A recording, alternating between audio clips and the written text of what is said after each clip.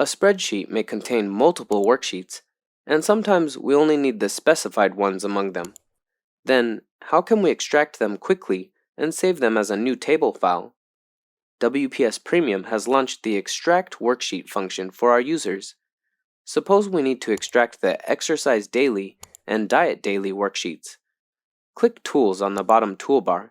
Select Extract Worksheet in the File tab. Select the desired worksheet and click Extract. Confirm the save path as well.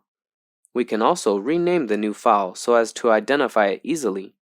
Click Extract again to finish extracting the worksheet. Open a new workbook, and we can see the previously selected Exercise Daily and Diet Daily worksheets are displayed here without changing the table content.